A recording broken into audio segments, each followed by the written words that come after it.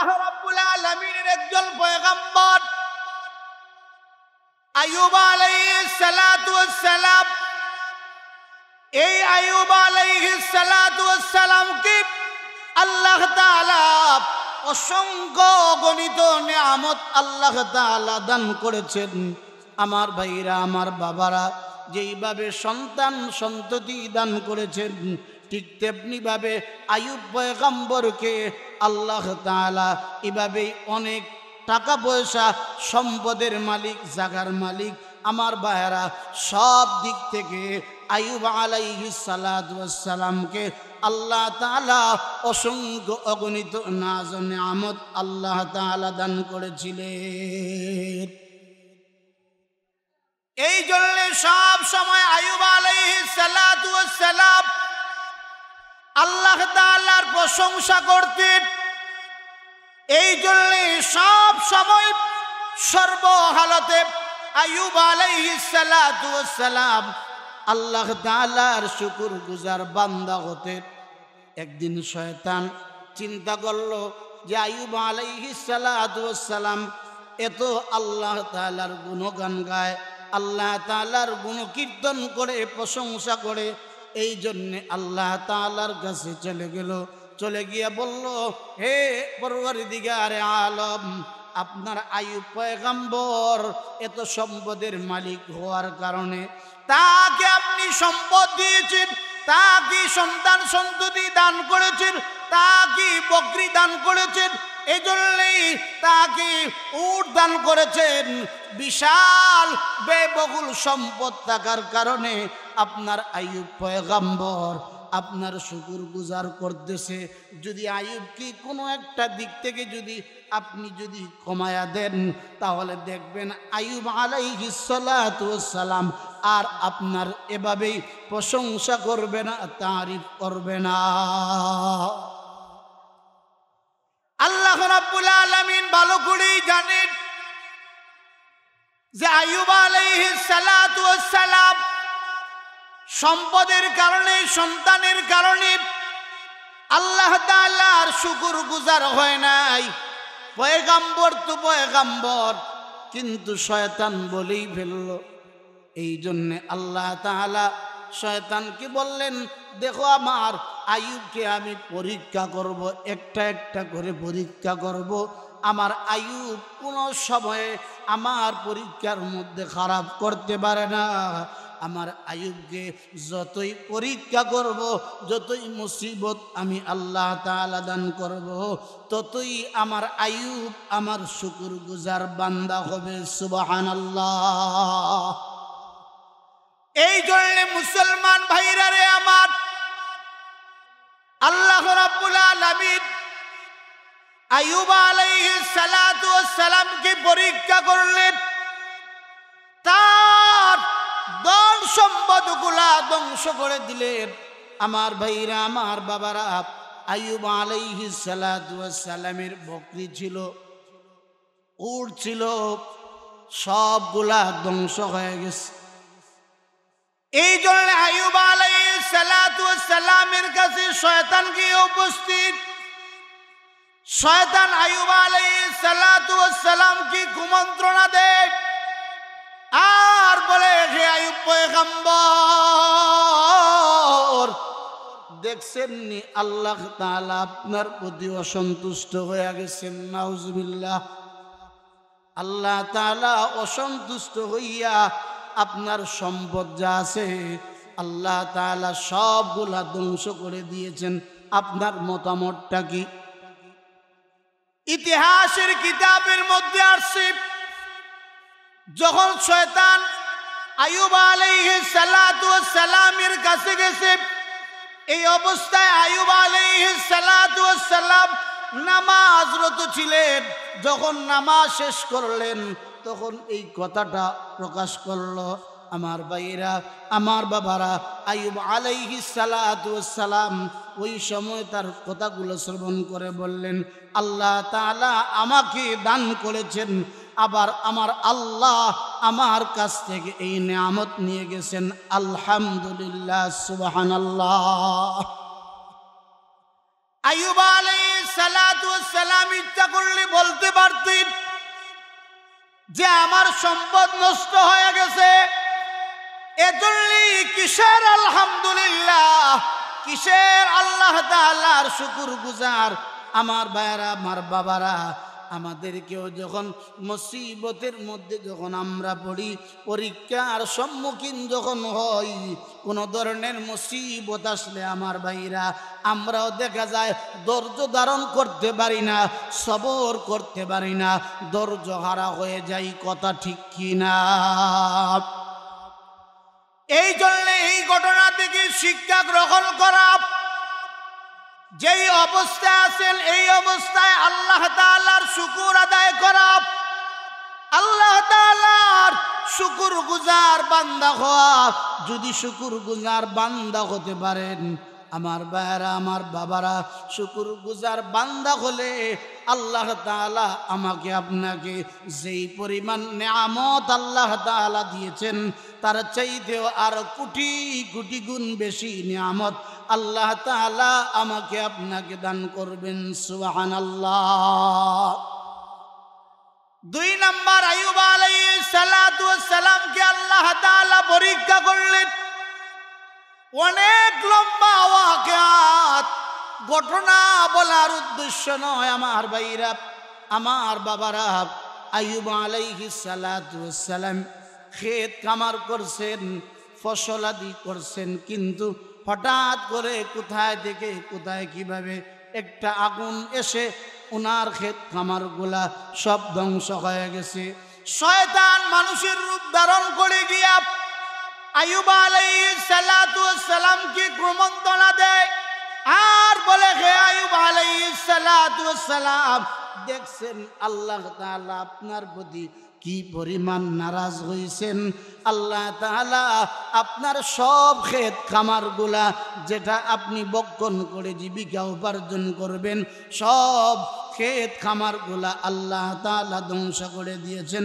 এজন্যই আল্লাহ তাআলা আপনার উপর মনে হয় অসন্তুষ্ট হয়ে গেছেন। আইয়ুব আলাইহিস সালাতু ওয়াস সালাম বলেন, না না না না, তা হতে পারে না। আমার আল্লাহ তাআলার ফয়সালা, আল্লাহ তাআলা আমাকে এই ফসলগুলা দান করেছেন, আমাকে জমি দান করেছেন, আমাকে ফসলগুলা উৎপাদন করার সুযোগ আল্লাহ রাব্বুল আলামিন দান করেছেন। আবার আল্লাহ তাআলা আমার কাছ থেকে আবার ওই ফসলগুলা নিয়েছেন। এই জন্যে আল্লাহ তাআলার শুকর আদায় করি, আলহামদুলিল্লাহ। শয়তান 2 নম্বর প্রতিষ্ঠাতে ব্যর্থ হয়েছে। 3 নম্বর, আল্লাহ তাআলা আইয়ুব আলাইহিস সালাতু ওয়াস সালামকে রোগ ব্যাধি দিলেন। শয়তান আল্লাহ তাআলার কাছে বলে, আল্লাহ, আইয়ুবের সম্পদ নিছেন, ছেলে সন্তান নিছেন, জায়গা জমি নিছেন, কিন্তু এখনো পর্যন্ত আইয়ুব তো নিজেই সুস্থ অবস্থায় আছে। এই জন্য মানুষ যদি সুস্থ অবস্থায় থাকে তাহলে আপনার গোলামি করবে, আপনার প্রশংসা তারিফ করবে। এই জন্য আল্লাহ তাআলা আইয়ুব আলাইহিস সালাতু ওয়াস সালামকে জটিল থেকে জটিল একটা রোগ দিয়েছিলেন। আমার ভাইয়েরা, আমার বাবারা, আইয়ুব আলাইহিস সালাতু ওয়াস সালামের জিহ্বা এবং তার ভিতরের এই কলব ব্যতীত আল্লাহ রাব্বুল আলামিন সব জায়গার মধ্যে আল্লাহ তাআলা এমন একটা রোগ দান করলেন, যেই রোগের কারণে, যেই সমস্যার কারণে ওনার আত্মীয় স্বজন যারা ছিল, ওনার পরিবারের লোকগুলা পর্যন্ত শুধুমাত্র একজন স্ত্রী ব্যতীত আত্মীয় স্বজন পাড়ার মানুষগুলা যখন আইয়ুব আলাইহিস সালাতু ওয়াস সালামের দেহ থেকে, অঙ্গ প্রত্যঙ্গ থেকে যখন দুর্গন্ধ বাহির হতে লাগলো, আমার ভাইরা, আমার বাবারা সবাই বলা বলি করতে লাগলো, মনে হয় না জানি আইয়ুব আলাইহিস সালাতু ওয়াস সালাম বড় ধরনের কোনো পাপ করেছেন।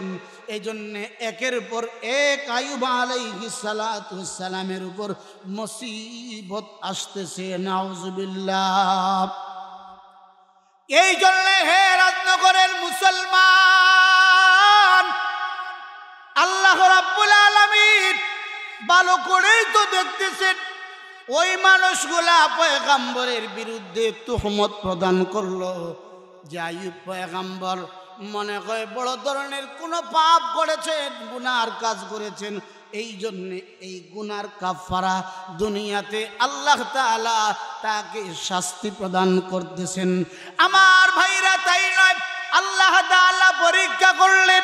দীর্ঘ একটা সময় যখন আইয়ুব আলাইহিস সালাতু ওয়াস সালাম আল্লাহ তাআলার শুকরগুজার বান্দা হিসেবে আল্লাহ তাআলার কাছে পরিচিতি লাভ করলেন, এই কঠিন মুসিবতের মধ্যে সবাই চলে গেলে আমার ভাইরা, আমার বাবারা, আমাদের মনের পরিবর্তন হতে পারে, কষ্ট লাগতে পারে যে আখারে আমার আত্মীয় স্বজনরা, আমার বন্ধু বান্ধবরা, পাড়ার মানুষগুলা সবাই তো আমাকে এভাবেই একা একা রেখে গেল, আমাকে কেউ ঘরের মধ্যে জায়গা দেয় না, সবাই আমাকে আলাদা অবস্থান করে দিল।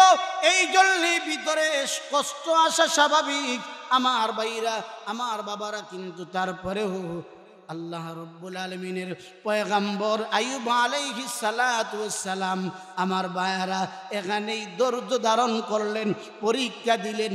আল্লাহ তাআলা আইয়ুব পয়গম্বরকে পরীক্ষার মধ্যে, আইয়ুব আলাইহিস সালাতু ওয়াস সালাম পরীক্ষার মধ্যে ভালো রেজাল্ট করলেন। সুবহানাল্লাহ। এই জন্য মুসলমান ভাইরা রে আমার, আইয়ুব আলাইহিস সালাতু ওয়াস সালামের সব পরীক্ষা ফেল। শয়তান চিন্তা করলো এত কিছু মুসিবত আসলো, এত বিভিন্ন ধরনের সমস্যা আসলো, এত সমস্যা আসার পরেও তো আইয়ুব বিন্দু মাত্র সরিষার দানা পরিমাণ আইয়ুবের মনের মধ্যে, দিলের মধ্যে কোনো পরিবর্তন হয় নাই। আইয়ুবকে ওয়াসওয়াসা দিয়ে আইয়ুবকে গুমরা করতে পারলাম না, প্রহতগ্রস্ত করতে পারলাম না। আমার ভাইরা, আমার বাবারা, সব মুসিবত আইয়ুব আলাইহিস সালাতু ওয়াস সালামের কাছ থেকে আল্লাহ তাআলা দূর করে দিয়েছেন। দূর করার পরে আমার ভাইয়ারা, আগে যেই পরিমাণ সন্তান সন্ততি ছিল, যেই পরিমাণ সম্পদের মালিক ছিলেন, যেই পরিমাণ বকরির মালিক ছিলেন, যেই পরিমাণ উটের মালিক ছিলেন, যেই পরিমাণ জাগার মালিক ছিলেন, আল্লাহ তাআলা পরীক্ষাতে উত্তীর্ণ করে তার চাইতে হাজার হাজার কোটি গুণ বেশি নিয়ামত আল্লাহ তাআলা আইয়ুব আলাইহিস সালাতু ওয়াস সালামকে দান করলেন। সুবহানাল্লাহ। এই জন্য এখান থেকে আমাদের শিক্ষার বিষয় আছে, আমরাও এই দুনিয়াতে চলতে গেলে আমাদেরকেও পরীক্ষা আসবে। এই পরীক্ষাটা অভাব অনটনের মাধ্যমে আসতে পারে।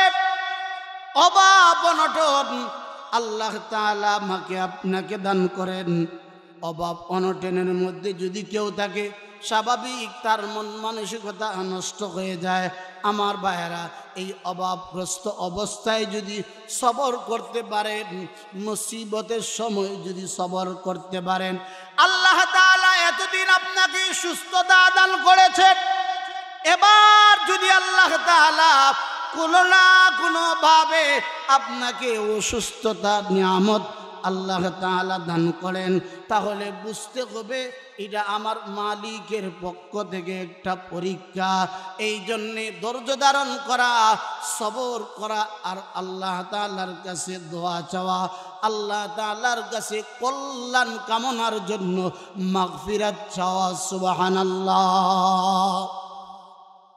এই জন্যে এই জমিনের মধ্যে যদি ধৈর্য ধারণ করতে পারেন, সবর যদি করতে পারেন, তাহলে দেখবেন এই সবরের মাধ্যমে আল্লাহ তাআলা আমাকে আপনাকে দুনিয়া আখিরাতের সফল মুমিন আল্লাহ তাআলা বানায়া দিবেন। সুবহানাল্লাহ। এই জন্য আল্লাহ তাআলা বলেন, ওয়ালা নাবলুওয়ান্নাকুম বিশাইইম মিনাল খাউফি ওয়াল জু'i ওয়া নাকসিম মিনাল আমওয়ালি ওয়াল আনফুসি ওয়াস সামারাত ওয়া বাশশিরিস সাবিরিন আল্লাযীনা ইযা أصابتهم مصيبة قالوا إنا لله وإنا إليه راجعون আমার ভাইরা যখন কোনো মুসিবত আসবে যখন কোনো বিপদ আসবে তখন যদি সন্তান দুনিয়া থেকে বিদায় হয়ে যায় ছোট্ট সন্তান দুনিয়া থেকে বিদায় হয়ে যায় এটাও একটা মুসিবত এটাও একটা আল্লাহ তাআলার পক্ষ থেকে পরীক্ষা কথা ঠিক নেই আপনারা কথা বুঝেননি না অসুবিধা হয়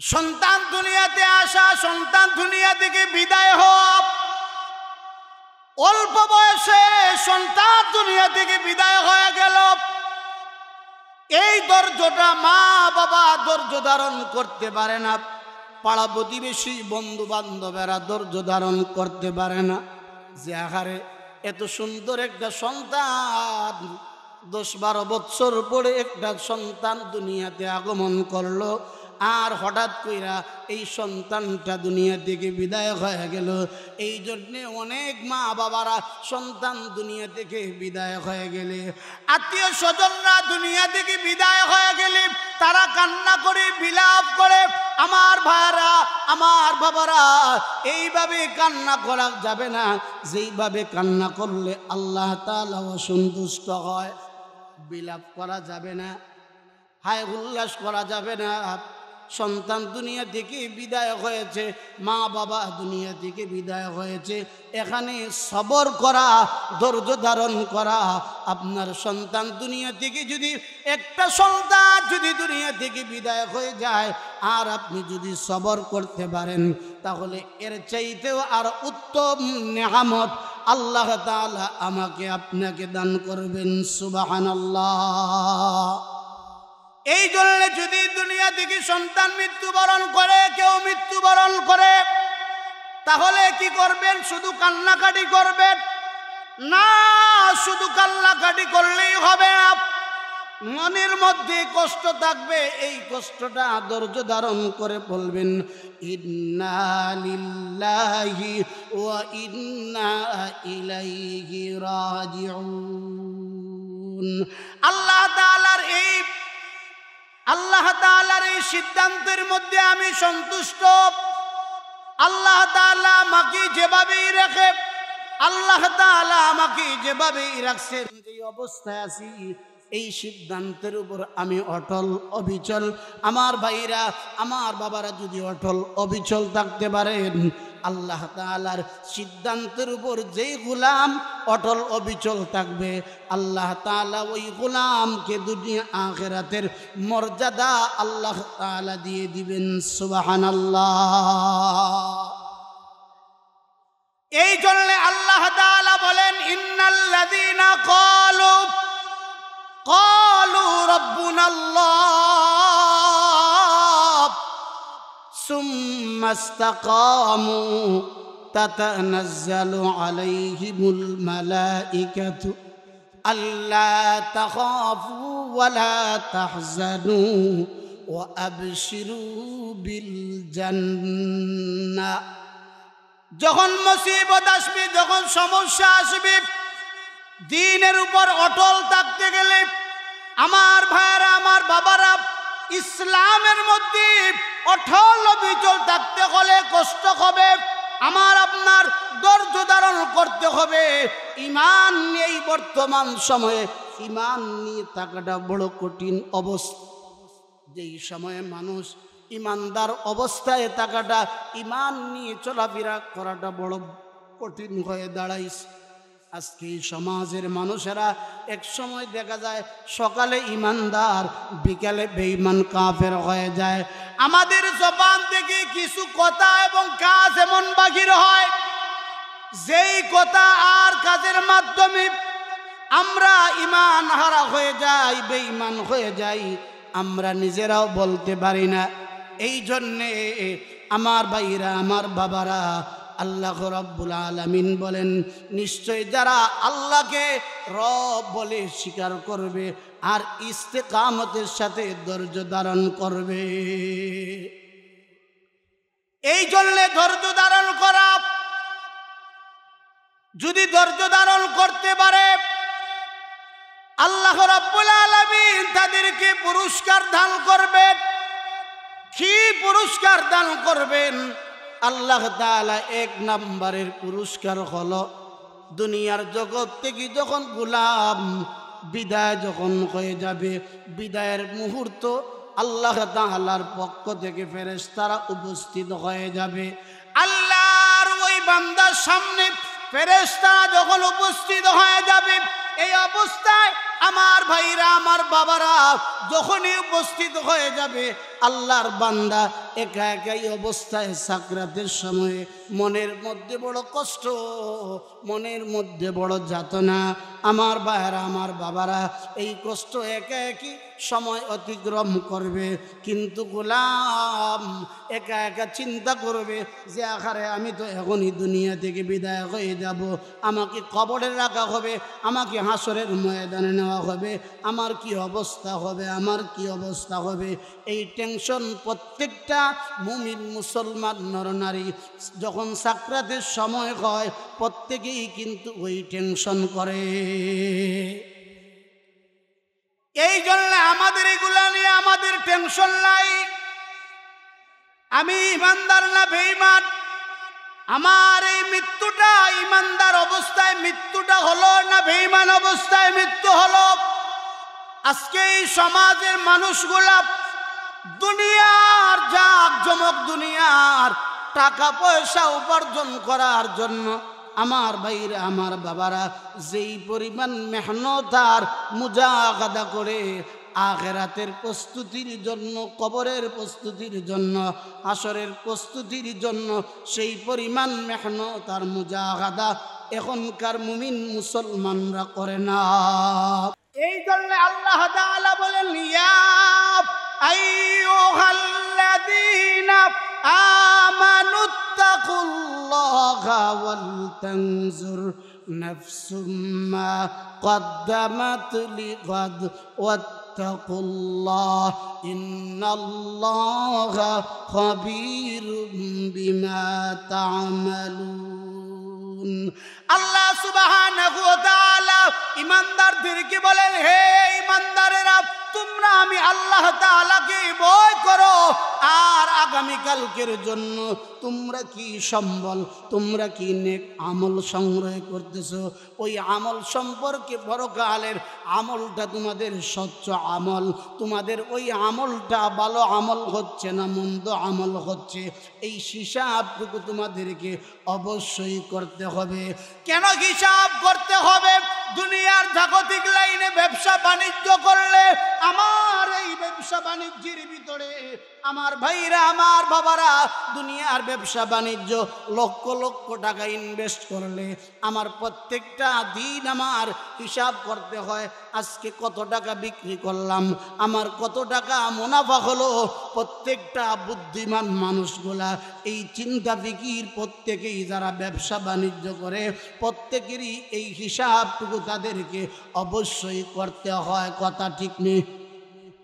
আরো জোরে কোন? কারণ যদি বুদ্ধিমান হয় তাহলে অবশ্যই হিসাব গ্রহণ করবে। কারণ হলো তার 10 লক্ষ টাকার ইনভেস্ট করলো দোকানে, ব্যবসা বাণিজ্য যদি লাভবান হতে হয় তাহলে অবশ্যই অবশ্যই তাকে হিসাব করে স্বচ্ছভাবে সুন্দরভাবে আজকে কয় টাকা লাভ হলো, কয় টাকা মূলধন হলো, এই হিসাবটুকু ভালোভাবে যারা স্বচ্ছভাবে সুন্দরভাবে যারা হিসাব নিকাশ পরিপূর্ণভাবে আদায় করতে পারে আমার ভাইরা আমার বাবারা, ওই সমস্ত মানুষগুলা ব্যবসা বাণিজ্যের মধ্যে সফলতা অর্জন করতে পারে। কথা ঠিক কিনা? আর যে ব্যবসায়ী হিসাবের কোনো ধারদারি নাই, হিসাব নিয়ে তার কোনো টেনশন নাই, পেরেশানি নাই, আমার কয় টাকা মুনাফা হলো, আমার মূলধন কয় টাকা, এই হিসাব করার তার টাইম নাই। আমার ভাইয়েরা, আমার বাবারা, ওই ব্যবসায়ীও সফল ব্যবসায়ী হতে পারবে না। যেই কোনো সময় ওই ব্যবসায়ী দেখা যাবে ব্যবসা বাণিজ্য গুছাইয়া বাড়িতে অবস্থান করতে হবে। ব্যবসা বাণিজ্যের মধ্যে লস দেখা দিবে, ঘাটতি দেখা দিবে। তখন দেখা যাবে যখন ঘাটতি দেখা দিবে তখন আর কিন্তু ব্যবসা বাণিজ্য করতে পারবে না। কথা ঠিক কিনা? এই জন্য আল্লাহ তাআলার প্রিয় বান্দা যারা, পরিপূর্ণ মুমিন মুসলমান যারা, ওই মুমিন মুসলমানেরা দুনিয়াতে তারা চিন্তা করে আল্লাহ তাআলা আমাকে পাঠাইলেন এজন্যই পরকালের জন্য। আমি যেই আমলটা করলাম, আমি যেই নামাজটা পড়লাম, আমি যেই ইবাদতটা করলাম, আমি যেই দানটা করলাম, আমি যেই ইবাদতের মধ্যে তাহাজ্জুদের নামাজ পড়লাম, আমি যেই হজটা আদায় করলাম, আমি আমার এই ইবাদতগুলো আসলেই কি আল্লাহ তাআলার কাছে ওই ইবাদতটা কবুল হচ্ছে কি হচ্ছে না, এই চিন্তাটাও আমার আপনার মধ্যে থাকতে হবে। কারণ আমি উহুদ পাহাড় সমপরিমাণ নেক কাজ করলাম, কিন্তু ওই কাজটা যদি আল্লাহ তাআলার কাছে যদি গ্রান্টেড না হয়, কবুল মঞ্জুর না হয়, তাহলে এই উহুদ পাহাড় সমতুল্য আমল করেও তো কোনো ফায়দা হবে না। কথা ঠিক কিনা? এই জন্য নবী করিম সাল্লাল্লাহু আলাইহি ওয়াসাল্লাম ঘোষণা দিয়েছেন, তোমরা যদি আমল করো তাহলে যেই আমলটা করবা এই আমলটা যেন সত্য আমল হয়, নির্ভেজাল যেন আমলটা হয়। হতে পারে এই স্বল্প আমলটাই কাল কিয়ামতের ময়দানে, হাসরের ময়দানে হতে পারে। এই স্বল্প আমলটাই যদি আল্লাহ তাআলার কাছে যদি কবুল হয়ে যায়, এর উসিলায় আল্লাহ তাআলা আমাকে আপনাকে মাফির ঘোষণা দিয়ে দিতে পারেন। সুবহানাল্লাহ। এই জন্য মুসলমান ইমানদার আল্লাহর গোলাম, আল্লাহ রাব্বুল আলামিন এই জন্য বলেন, গোলাম আমি আল্লাহ তাআলা এজন্যই তো তোমাকে বিভিন্ন ধরনের মুসিবত, বিভিন্ন ধরনের পরীক্ষা এজন্যই দেয়। এই জন্যে আমার ভাইয়েরা, আমার বাবারা, আল্লাহ রাব্বুল আলামিন এই জন্যে বলেন যে ইন্নাল্লাযীনা ক্বালু রাব্বুনাল্লাহু সুম্মা ইসতাকামু তাতানাজ্জালু আলাইহিমুল মালাইকা। এক নম্বর হলো সাকরাতের সময় আল্লাহ তাআলার পক্ষ থেকে ফেরেশতারা আসবে। ফেরেশতারা এসে আমার আপনার সামনে উপস্থিত হয়ে বলবে, হে আল্লাহর বান্দা,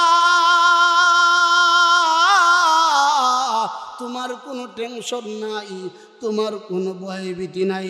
কারণ হলো তুমি দুনিয়ার জগতে আল্লাহ তাআলার প্রিয় বান্দা ছিলা। দুনিয়াতে থাকতে তুমি নামাজি ছিলা, মুত্তাকি ছিলা, পরহেজগার ছিলা, আল্লাহ তাআলার প্রিয় গোলাম ছিলা।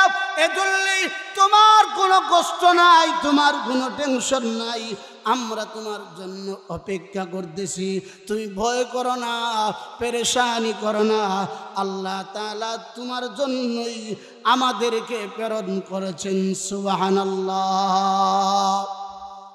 এই জন্য 2 নম্বর হলো, যদি কেউ ইস্তেকামতের সাথে যদি ধৈর্য ধারণ করতে পারে, ইসলামের মধ্যে যদি কেউ অটল অবিচল থাকতে পারে, 2 নম্বর হলো যখন তাকে কবরের জগতে রাখা হবে।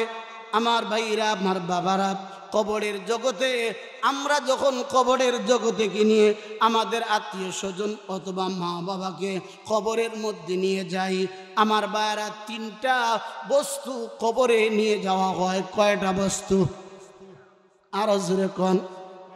আমরা প্রত্যেকেই যখন কবরে নিয়ে যাই, এই অবস্থায় 3টা বস্তু নিয়ে আমরা কবরে যাই। এর মধ্যে 2টা বস্তু কবর থেকে দাফন করে আমার ভাইয়েরা চলে আসে। একটা কিন্তু আমার আপনার সঙ্গী থাকে।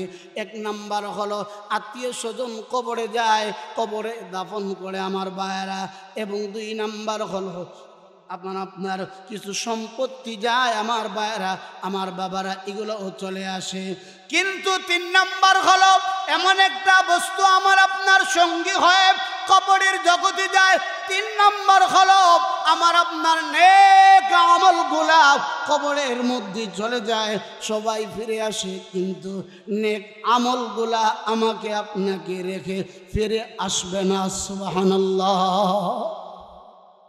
এই জন্য ওই সময় কবরের জগতে গোলাম যখন কবরের মধ্যে যাবে, তার রূহটা তার মধ্যে দেওয়া হবে।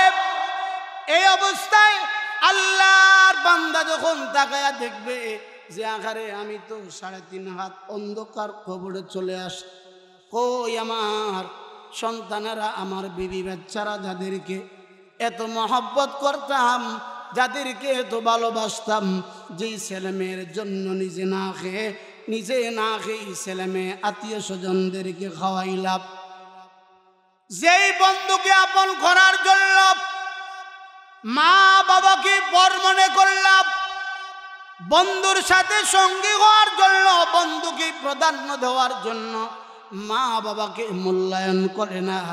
আমার ভাইরা, আমার বাবারা, বন্ধুকে পাওয়ার পরে আর মা বাবাকে বলে যায়।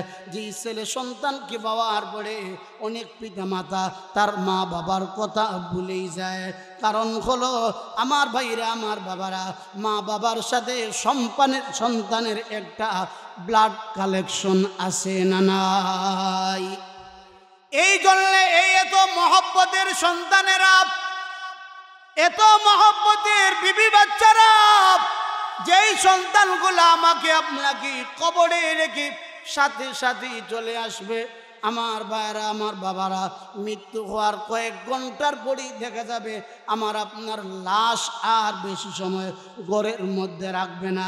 যতটুকু সম্ভব হয় দ্রুত দ্রুত ওই লাশটাকে দাফন করো, আর না হয়তো লাশ থেকে দুর্গন্ধ বাহির হবে, এলাকা দূষিত হবে, এমন কথা বলে কি বলে না? তাহলে যে আদরের সন্তানেরা, যে বিবি বাচ্চারা, যাদেরকে আমরা আপন মনে করি, যাদেরকে আমরা মনে করি আমার কলিজার টুকরা, আমরা যারা আমাদের সম্পদকে এত সুন্দর করে লালন পালন করি, আমার সম্পদ, আমার সম্পদ, আমার টাকা পয়সা, আমার গাড়ি, আমার বাড়ি, আমার ভাইরা, আমার বাবারা, বলুন তো দেখি, আপনার এই গাড়ি, আপনার এই বাড়িটা, আপনার এই টাইসার মোজাইক করা বাসাটা, আপনি যখন দুনিয়া থেকে বিদায় হয়ে যাবেন, আপনার বাসায় কি আপনার এই দামি গাড়ি আর বাড়িটা আমার আপনার কি কবরে দেওয়া হয়?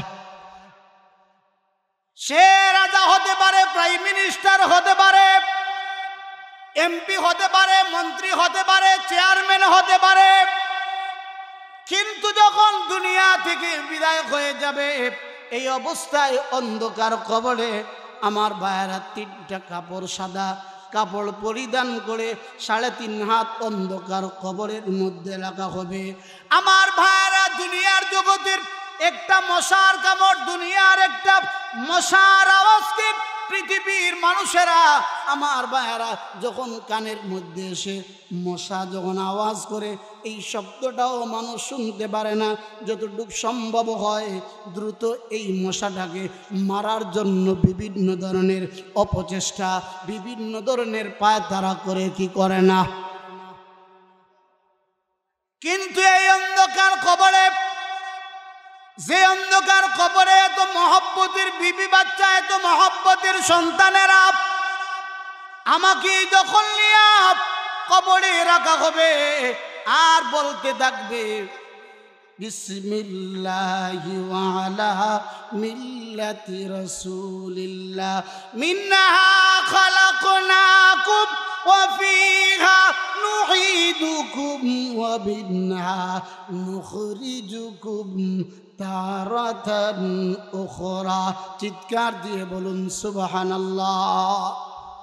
আল্লাহ রাব্বুল আলামিন শিখাইয়া দিলেন, মিনহা খালাকনাকুম, وفيها نعيدكم ومنها نخرجكم تارة أخرى بسم الله وعلى ملة رسول الله বলে আমরা যখন দাফন করি আমার ভাইরা আমার বাবারা, আমরা যখন কোনো একজন মানুষ যখন মৃত্যুবরণ করে, কিন্তু ওই লোকটা বড় ধরনের জালেম পাপিষ্ট, কিন্তু অনেক সময় দেখা যায় আমরা জোরপূর্বকভাবে সবাই হাত উঠাই, বলুন তো দেখি ওই মানুষটা ভালো আছিল না খারাপ আছিল?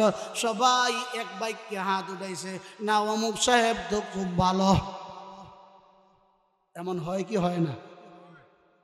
অথচ ওই লোকটার 2 নাম্বারের কোনো শেষ নাই। ওই লোকটা চুরি করছে, ডাকাতি করছে, রাহাজানি করছে, ছিনতাই করছে, নারী দর্শন করছে, আলেম ওলামাদেরকে নির্যাতন করেছে, জুলুম অত্যাচার করেছে। আমার ভাইরা আমার বাবারা, কিন্তু ওই জুলুম আর অত্যাচারীদেরকেও আমরা অনেক সময় চাপের মুখে পড়া আমরাও তাদেরকে ভালো বলতে হয়, কথা ঠিক কিনা? অনেক সময় সমাজের মধ্যে যারা দুর্বল আছে, অনেক সময় দুর্বল হওয়ার কারণে, আমাদের অবস্থা দুর্বল হওয়ার কারণে অনেক সময় দাপট যাদের আছে, যাদের ক্ষমতা আছে, তাদেরকে আমরা না মানলেই কিন্তু অনেক সময় মানতে হয়। যদি না মানি, তার দাপট যদি তার কথা না মানি, তাহলে যেই কোনো একটা মামলা থানায় গিয়া হান্দায়া দিব, অটোমেটিক রাত্রেই পুলিশ গিয়া আমাকে দৌড়পাকড় করে জেলখানায় আমাকে নিয়ে যাবে, কথা ঠিক কিনা? এই জন্য মুসলমান ভাইরা রে আমার, আল্লাহ রাব্বুল আলামিন আমাদেরকে মাটি থেকে আল্লাহ তাআলা সৃষ্টি করেছেন, আবার সেই মাটি থেকে আমাকে আপনাকে আল্লাহ তাআলা উঠাইবেন।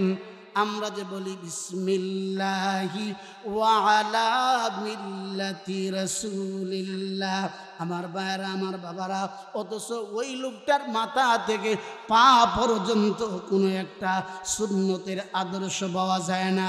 ওই লোকটা নামাজি ছিল না, ওই লোকটা মুত্তাকি ছিল না, ওই লোকটা পরহেজগার আল্লাহওয়ালা ছিল না।